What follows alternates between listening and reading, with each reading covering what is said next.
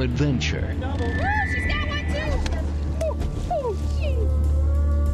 too! Explore the wild.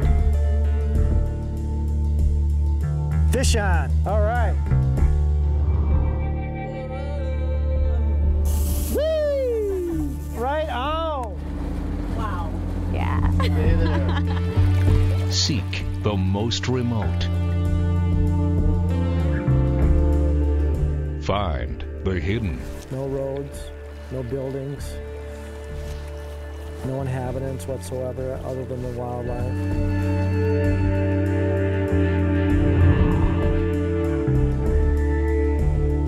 Reveal the heart.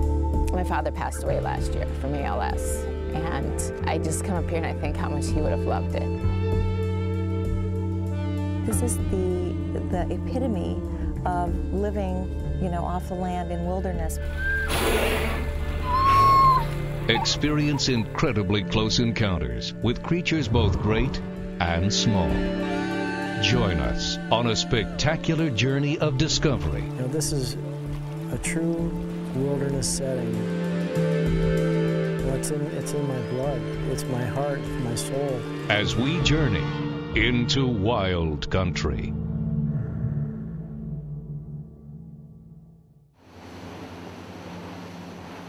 Well, the history that I have here goes back, 25 years actually.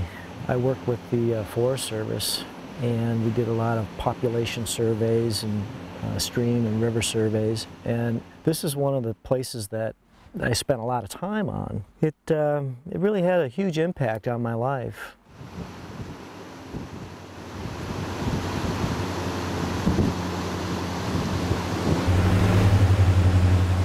This year was a particularly interesting year.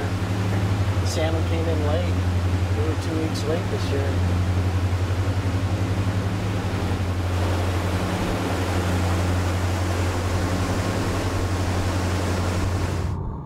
We're off for a jet boat ride. We're going to hit one of my favorite places.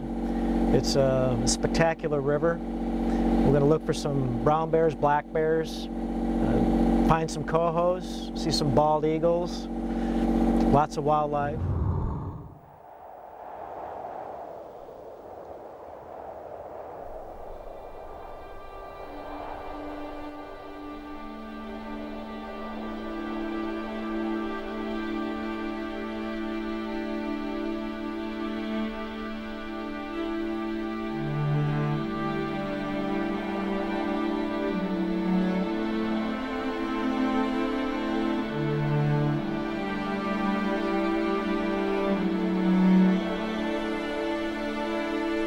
Got to know the area extremely well, being out here 24/7 for days, weeks, even a couple months at a time.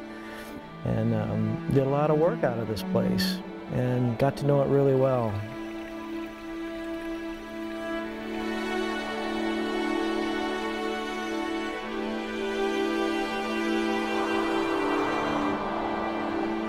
Years later, came back to it, and you know, every time I come out, though, I learn something new and different. I see something that is just adds to that basic knowledge, and you know, to continue to build on it. And it's just kind of like a secret area. You don't really want to, you know, a lot of people to know about it, because that's what makes it so special, is that there's really nobody around and nobody out here. Unlike some areas of wilderness where you have industrial tourism, the catamarans, the float planes, and you have all these combinations of getting into these areas all at the same time on a daily basis. This place is different.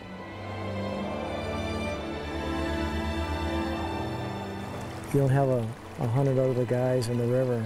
I mean, this is all just us. It's just us.